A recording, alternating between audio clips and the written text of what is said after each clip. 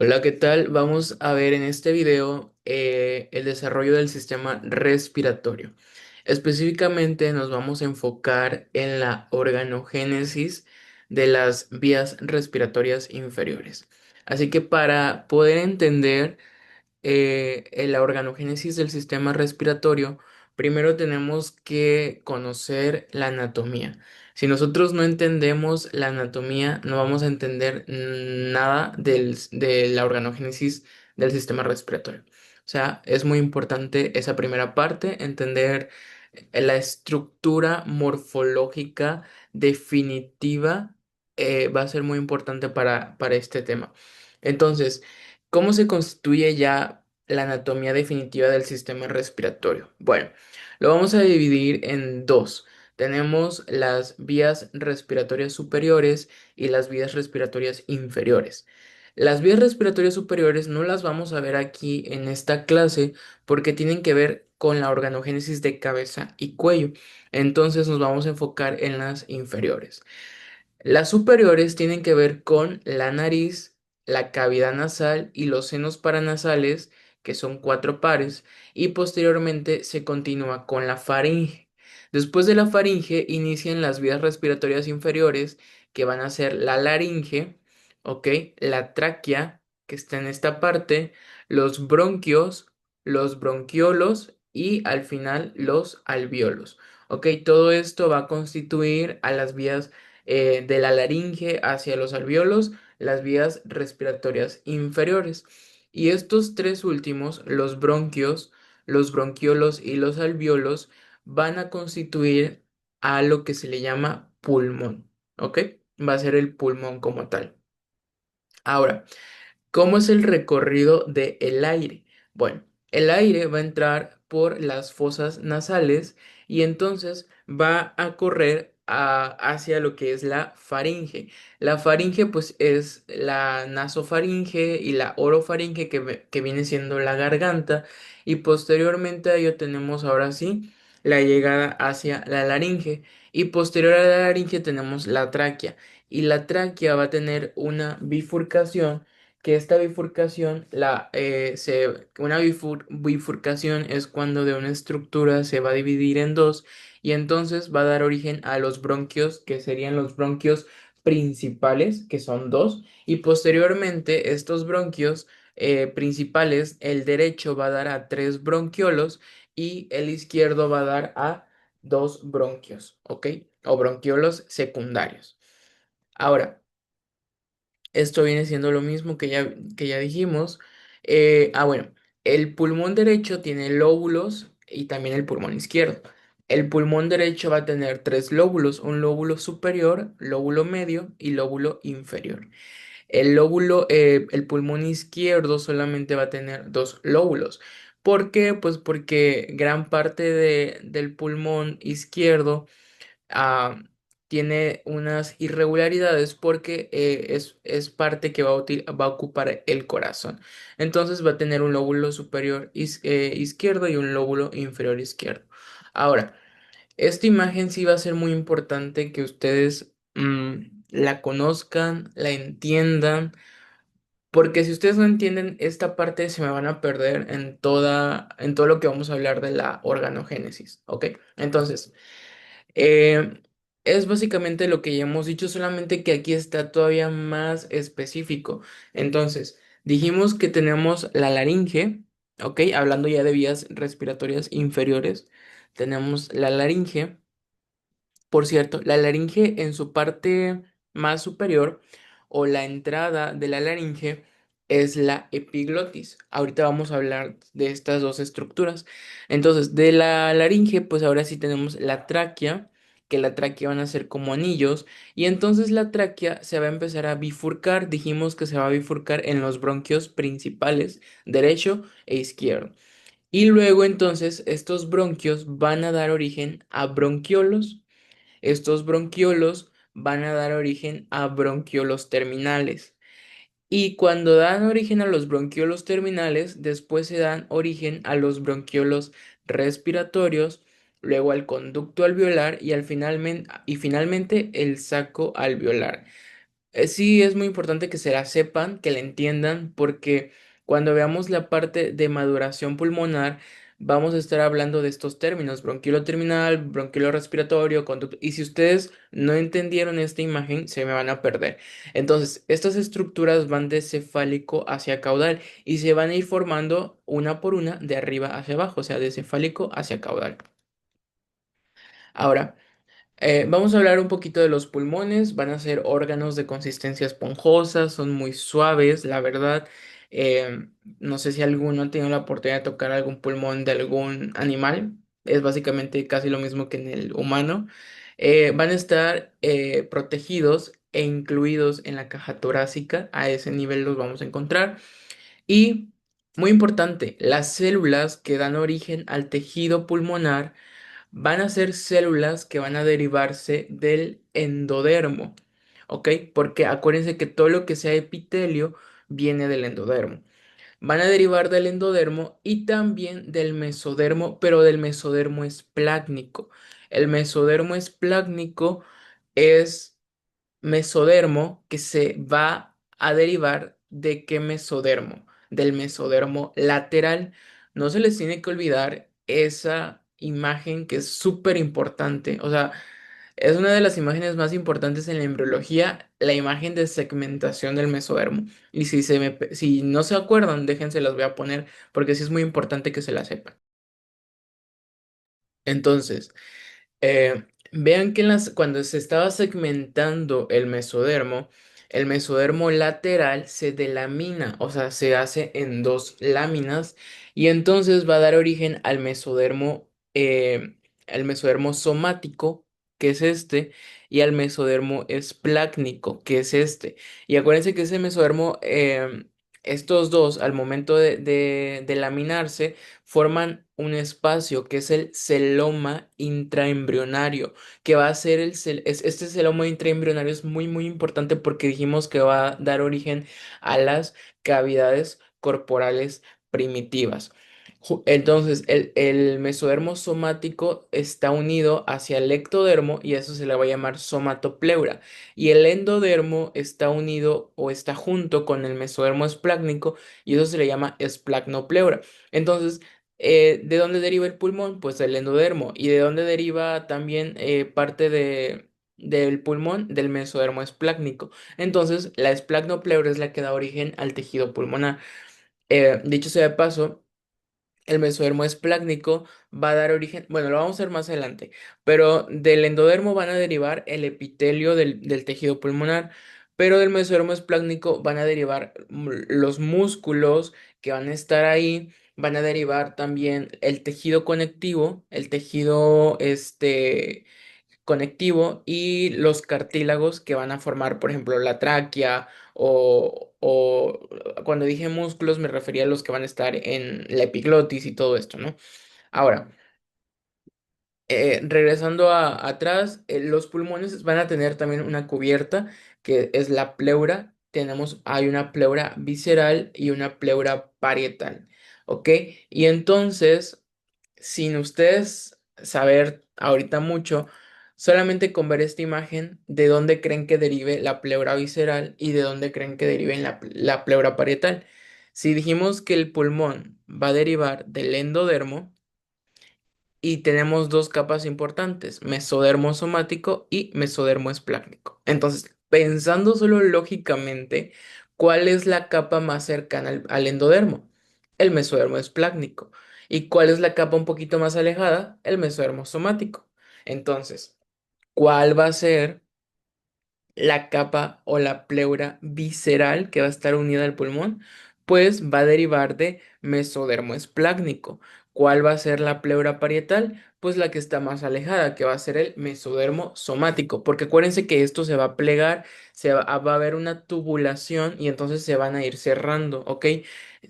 O sea, eso quiere decir que estas capas se van a ir metiendo y al final pues van a quedar hacia adentro. Y entonces eso también nos da también nos hace sentido porque entre la pleura visceral y la pleura parietal hay un espacio. ¿Por qué? Porque entre ellas dos ahorita hay un celoma intraembrionario y este celoma intraembrionario va a dar origen a esas cavidades pleurales primitivas. Entonces, si se dan cuenta, todo tiene sentido, todo tiene lógica y esta imagen, por eso les digo que es de las imágenes más importantes en la embriología.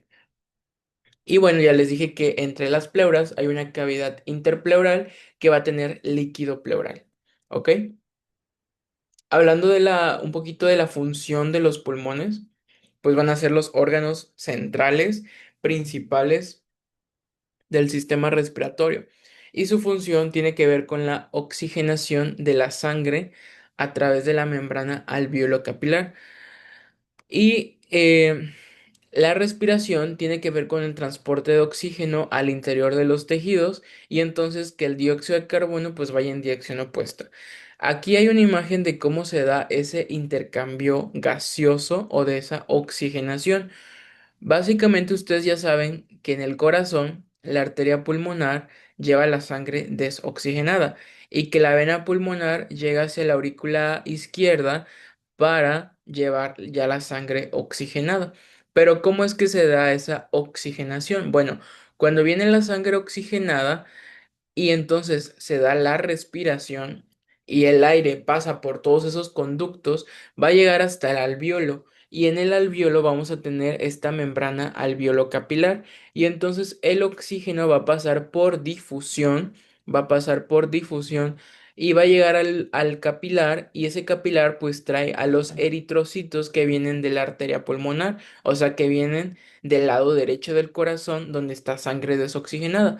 Esta sangre entonces con el oxígeno se oxigena y más adelante el dióxido de carbono se libera y regresa por la expiración y entonces ya tenemos eritrocitos oxigenados que pasan por la vena pulmonar y llegan a la aurícula izquierda para llevar la sangre oxigenada a todo el cuerpo, a toda la circulación sistémica. El intercambio gaseoso, entonces, como ya les mencioné, va a ocurrir en la membrana alveolo-capilar, capta oxígeno y elimina dióxido de carbono.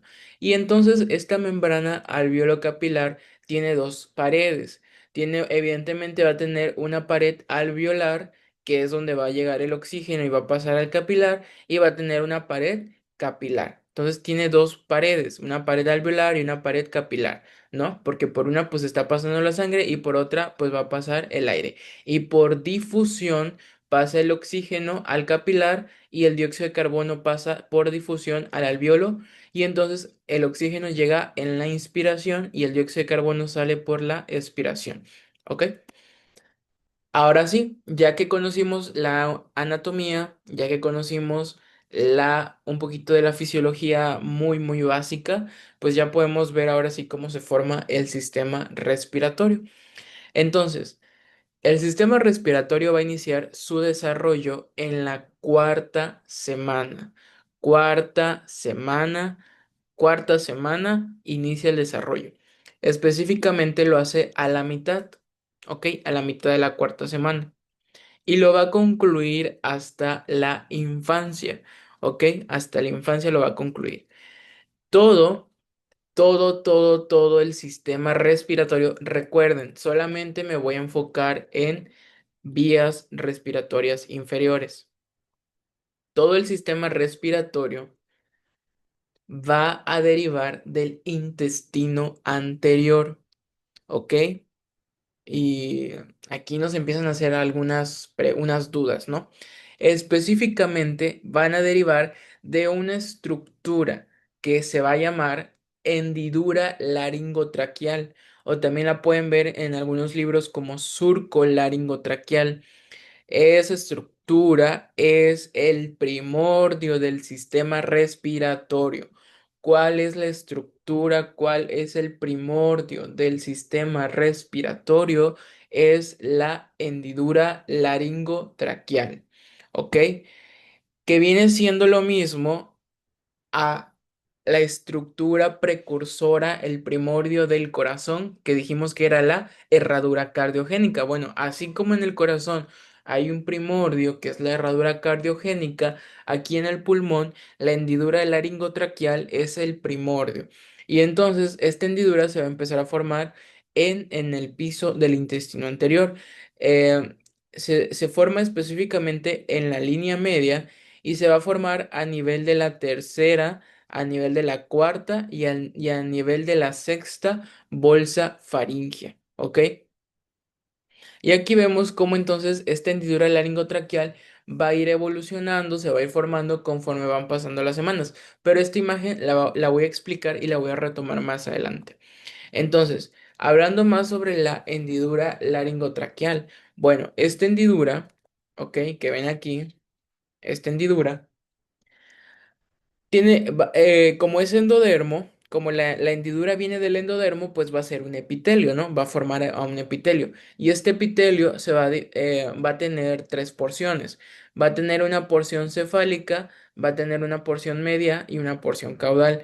La porción cefálica va a dar origen a la faringe. La porción media es la que va a revestir y va a dar origen a la laringe y la porción caudal va a ser una evaginación, es decir, va a ser como una bolsita, como que va a salir de ese tejido, va a salir un, un esbozo, una evaginación, y eso va a dar origen a un esbozo respiratorio. ¿Ok? Este esbozo respiratorio va a tener una porción cefálica y una porción caudal. De la porción cefálica se van a derivar la tráquea, los bronquios y los bronquiolos, y de la parte caudal van a derivar los alvéolos. Ahora, otra cosa muy importante en el desarrollo del sistema pulmonar es la vitamina A. La vitamina A, que también se llama ácido retinoico, va a ser muy importante porque esta tiene que ver con el aspecto y la localización de este esbozo respiratorio. Si no hay suficiente vitamina A, si la mujer embarazada, si la mamá no tiene niveles adecuados de vitamina A, este bebé o este embrión feto va a llegar a tener malformaciones graves del pulmón, que en algunos pueden llegar a ser graves y mortales. Dentro de ellos va a estar la fístula traqueosofágica, la hipoplasia pulmonar y la agenesia del pulmón izquierdo. ¿Ok? Que son de las malformaciones, yo digo que más importantes del pulmón. Y entonces, este ácido retinoico es muy importante. ¿Por qué? Porque va a regular la expresión de un factor de crecimiento que es el factor de crecimiento 10 y este factor tiene que ver con la formación del intestino anterior. Entonces, si el ácido retinoico está deficiente y no expresa este factor y por lo siguiente no se forma el intestino anterior y como el sistema pulmonar deriva del intestino anterior, pues no vamos a tener una buena formación de un esbozo respiratorio y entonces si no tengo células suficientes, pues tengo un pulmón chiquito o definitivamente no se forma un pulmón o llegamos a tener fístulas entre la tráquea y entre el futuro esófago, que lo vamos a ver un poco más adelante. ¿Ok? Hay otros reguladores que la verdad no me interesan que se los sepan porque ya son como que muy específicos, pero sepan que hay más reguladores. Lo que sí yo quiero que sepan es sobre las interacciones epitelio-mesénquima. Todas las estructuras en las que deriva de endodermo y de mesodermo se forman o empiezan a haber interacciones epitelio-mesénquima. ¿Qué quiere decir? Ya saben que todo el epitelio pues viene siendo endodermo, ¿no? Entonces, este epitelio compite con el mesénquima y a su vez el mesénquima compite con el epitelio. El epitelio le manda reguladores, le manda señalizaciones moleculares al mesénquima para producir sus estructuras y lo mismo el mesénquima o el mesodermo, en este caso mesodermo esplácnico, le manda al endodermo a ese intestino anterior también señales para que se formen sus estructuras correspondientes. O sea, es como un tipo de retroalimentación y de competencia. Entre ambos interactúan y eso forman inducciones, forman señales para que se formen las estructuras. Traspolándolo al sistema respiratorio, el endodermo anterior, perdón, el intestino anterior le manda señales al mesénquima para la formación de las estructuras. del mesénquima se van a derivar el tejido muscular, los cartílagos y el tejido conectivo o conjuntivo para el pulmón. Y el epitelio va a originar por lo mismo y asimismo el mesénquima induce el epitelio para que se formen pues los epitelios correspondientes cefálico, medio y caudal. Entonces son muy importantes, sepan lo que son muy importantes estas interacciones. Ok, ya vimos entonces un poquito de la introducción, ya dijimos que todo deriva de la hendidura laringotraqueal y dijimos en qué se divide y también dijimos que la parte caudal da origen al esbozo respiratorio y la parte media me da origen a la laringe. Bueno, entonces, ¿cómo se forma la laringe y la epiglotis? Bueno, vamos a recordar y vamos a ser un poquito más específicos con la anatomía en esta parte. Entonces, eh, vamos a ver cómo es la anatomía ya en la vida postnatal de laringe y epiglotis. Entonces, la laringe, bueno, primero, la epiglotis es una estructura flexible de tejido cartilaginoso, muscular, conjuntivo y epitelio, evidentemente, muy flexible, la cual su función es que al momento de que pase el bolo alimenticio, pues no vaya hacia la tráquea, hacia la laringe, sino que se cierra y entonces el alimento puede pasar directamente al esófago. Esto es en un corte sagital. En un corte transversal podemos ver entonces cómo se ve pues la entrada, ¿no? Como que si le hiciéramos un corte a este nivel, ¿sí? Un corte aquí. Y entonces vemos ahora sí esto, ¿no? Entonces tenemos la epiglotis otra vez, tenemos ahora las cuerdas vocales, que también vamos a ver cómo se forman las cuerdas vocales. Tenemos cartílagos, cricotiroideo, aritenoideo, tiroideo, y esto es de anterior hacia posterior, y hacia posterior está el esófago, ¿no? Entonces la epiglotis se cierra, se baja, ¿no? Y entonces esto queda cubierto y la comida pasa por aquí. Entonces, también se van a formar en la cuarta semana y entonces, así como todo, también estas van a derivar de la hendidura laringotraqueal. Específicamente dijimos de qué porción, de la porción media. Acuérdense que la porción media dijimos que va a dar origen a la laringe. Y entonces va a tener, va a tener dos tejidos. Su epitelio va a derivar del endodermo y también estas estructuras van a tener tejido conjuntivo, cartílago y músculo liso que van a derivar del mesénquima, o sea, del mesodermo esplácnico que se encuentra entre el cuarto y el sexto arco faríngeo. ¿Ok?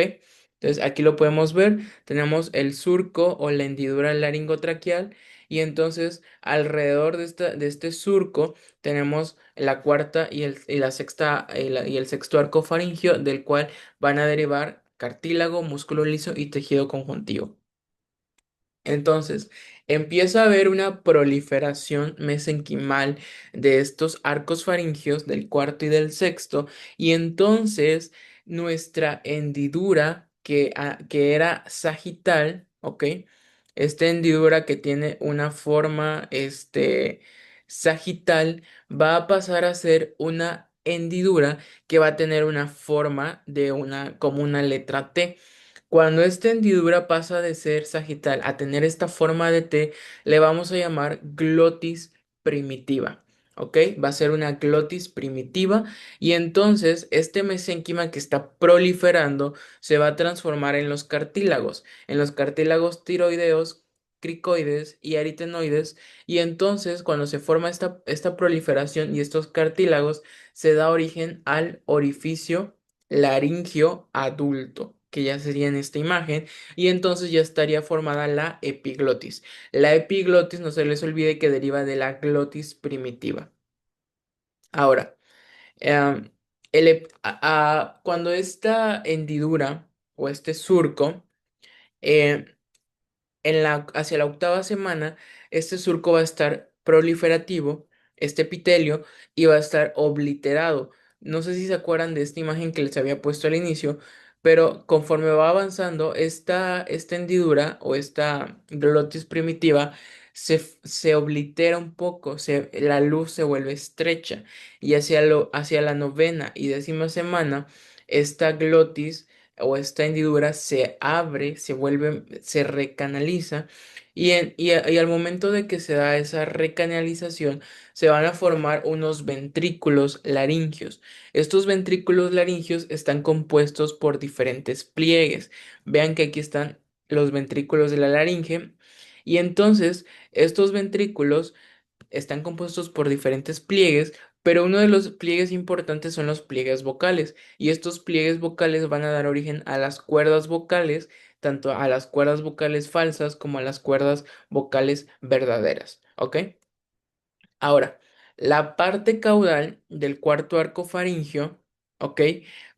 O que también se llama eminencia hipofaringia, se va a empezar a proyectar hacia la glotis primitiva, que es cuando tiene forma de T, y eso se le va a llamar prominencia o tumefacción epiglótica. Aquí lo pueden ver, esta tumefacción epiglótica. Y entonces, esta tumefacción epiglótica es la que va a dar origen a la epiglotis, ¿ok? Otra vez.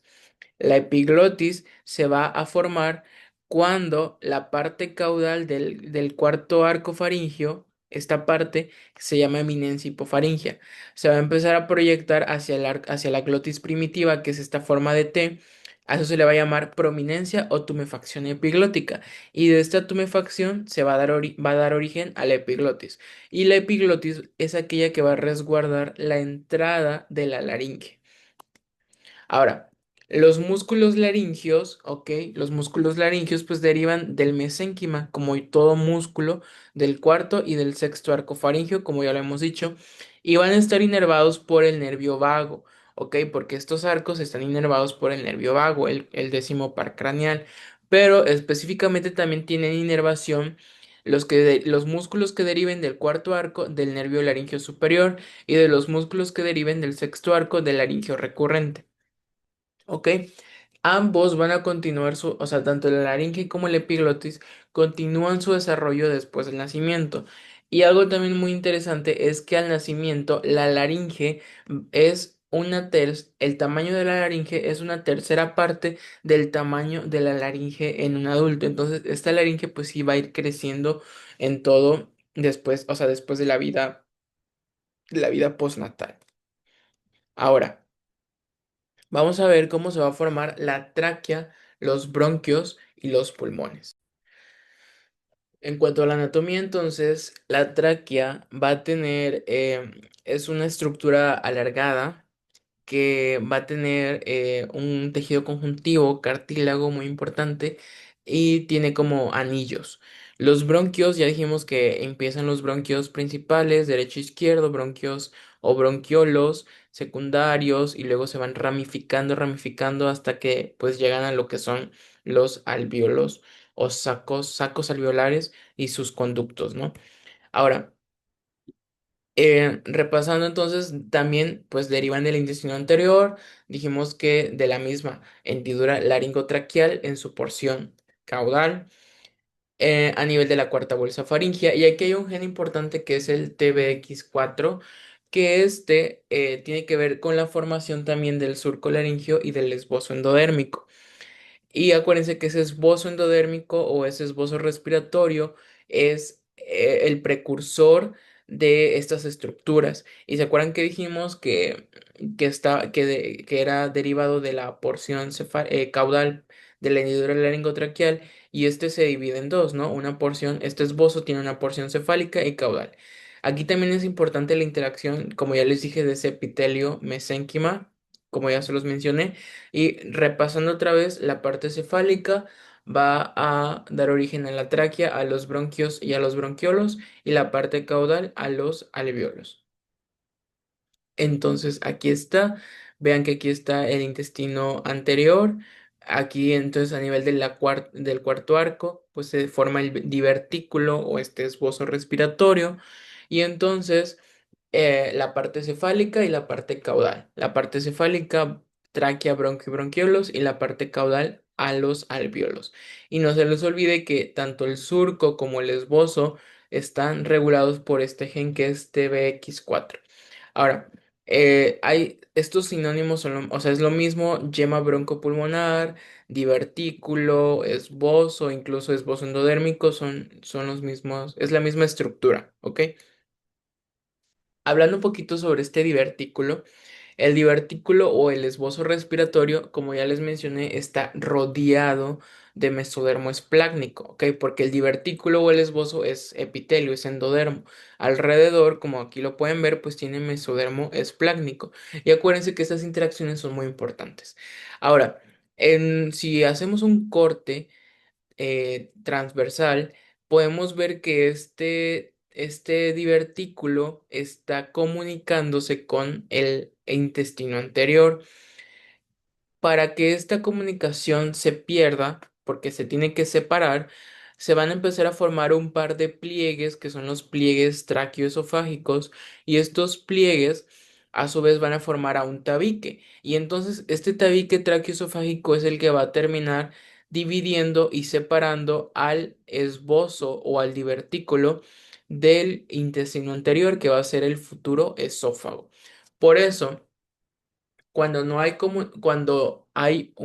esta comunicación no se pierde y persiste, dan origen a una patología que se llama fístula traqueoesofágica. Y esa fístula traqueoesofágica es muy una patología muy grave porque entonces la comida pues va a estar pasando hacia la tráquea.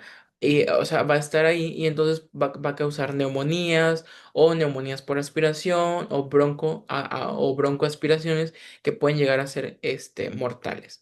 Ahora, esta comunicación sería ventral dorsal, ¿ok? Que se va a perder, pero también el divertículo va a tener una comunicación cefálico-caudal y esa comunicación va a estar dada por el orificio laringio que ya hemos estado diciendo. Acuérdense que este orificio laringio, pues hacia abajo, o sea, si lo queremos ver hacia abajo, esto vendría siendo lo que sería el divertículo respiratorio, ¿ok? Entonces, sí va a tener una comunicación, pero va a ser cefálico-caudal.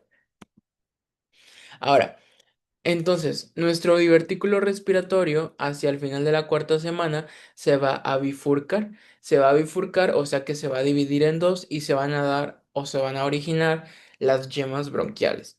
Estas yemas bronquiales primarias se van a establecer y van a originar a los bronquios primario, derecho e izquierdo.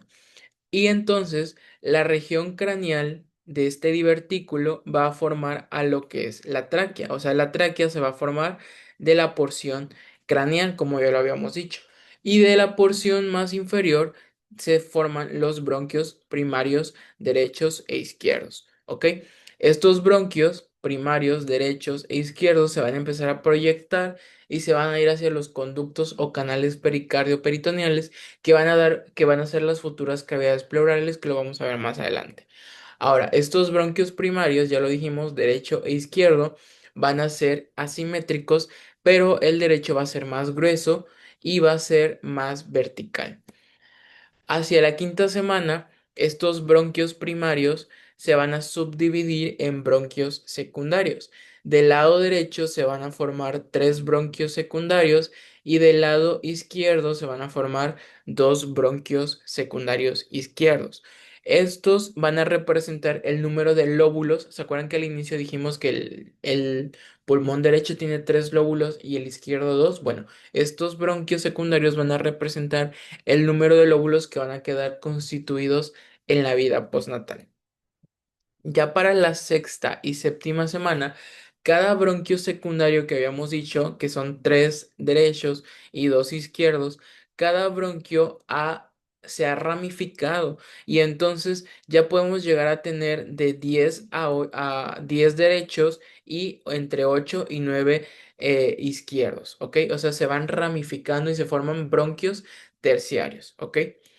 Ahora, estos bronquios terciarios pues se van ramificando, se siguen ramificando y entonces hacia el sexto mes, que serían las 24 semanas, ya se han formado 17 generaciones de ramas bronquiales y de bronquiolos respiratorios.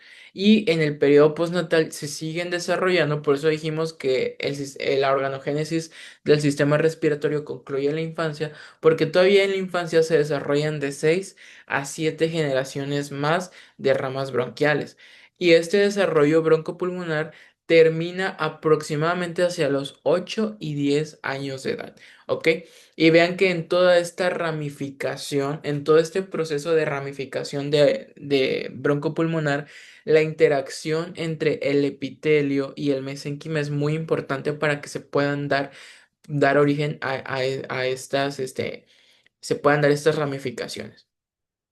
Ahora, ¿cómo se forman las cavidades pleurales? ¿Se acuerdan que dijimos que desde que se forma esa yema bronquial, se acuerdan que dijimos que desde que es una yema bronquial, derecha e izquierda, se empiezan a proyectar hacia los conductos pericardio-peritoneales? Entonces, aquí son muy importantes. Para que se formen las cavidades pleurales, necesitamos que estén que estén los canales pericardio-peritoneales, ¿ok? Van a ser muy importantes. Estos canales pericardio-peritoneales, entonces, van a ser los primordios de las cavidades pleurales. Y entonces, estas yemas bronquiales o estos bronquios primarios derecho e izquierdo van a empezar a expandirse hacia estos canales que están en la región dorsal del embrión. Ahora, conforme estas cavidades eh, o estas yemas van ocupando más, se van ramificando, pues estos pulmones van ocupando más estos canales pericardio-peritoneales hasta que se empiezan a expandir ventral y lateralmente. Aquí van a empezar a aparecer unos pliegues, que son los pliegues pleuropericárdicos. Estos pliegues pleuropericárdicos van a separar a la cavidad pleural de la cavidad pericárdica, o sea, separan ventral dorsal, ¿ok? Y entonces vean cómo entonces va los pulmones, pues conforme van avanzando las semanas, van creciendo hasta que ocupan toda la cavidad pleural. Y solamente va a quedar una cavidad interpleural entre las pleuras viscerales y la pleura parietal, que lo vamos a ver más adelante. Y entonces, ¿de qué estructura derivan las cavidades pleurales? De los canales pericardio-peritoneales. Así como hay una división ventral dorsal, o sea, así como tenemos pliegues pleuropericárdicos que me van a dividir la cavidad pericárdica de la cavidad pleural, también va a haber un pliegue que me va a dividir lo que es la cavidad pleural de la cavidad abdominal y es el pliegue pleuroperitoneal, que si ustedes recuerdan, este pliegue pleuroperitoneal es uno de de las cuatro estructuras importantes para que se forme el diafragma. Y entonces, la pleura, ¿cómo se va a formar la pleura parietal y visceral? Bueno, acuérdense que ya les expliqué esta imagen. Entonces, la pleura parietal y visceral, conforme se va dando el plegamiento y se van uniendo estos mesodermos, pues entonces del mesodermo esplácnico se va a formar la pleura visceral, porque acuérdense que el mesodermo esplácnico es el que está en contacto con el endodermo, con ese intestino anterior. Y entonces, acuérdense que aquí había un celoma, que es esta cavidad pleural y adyacente a la cavidad pleural está el mesodermo somático y el mesodermo somático va a dar origen a la pleura parietal. Por eso la pleura visceral y la pleura parietal no quedan juntas, sino que entre ellas va a haber un espacio que va a ser la cavidad pleural o la cavidad interpleural que va a tener líquido. ¿Y por qué quedó así? Por esta explicación, ¿no? Porque el mesodermo esplácnico está unido al endodermo y entre el mesodermo esplácnico y el mesodermo somático, pues tenemos un celoma que era un celoma intraembrionario. O sea, ya les hace sentido todo esto, ¿no?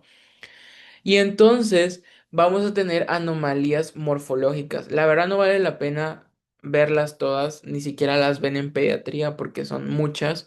Pero solamente sepan que si tenemos alguna alteración en el desarrollo de estas vías que hemos ido analizando y estudiando, pues vamos a tener anomalías morfológicas que pueden ser a nivel de la nariz, de la laringe, de la tráquea, del pulmón o otras anomalías. De las más importantes, pues es la fístula traqueosofágica, podríamos también decir la hipoplasia pulmonar y la agenesia de los pulmones, que estas tres principalmente, estas tres tienen que ver por una deficiencia del ácido retinoico, que es de la vitamina A.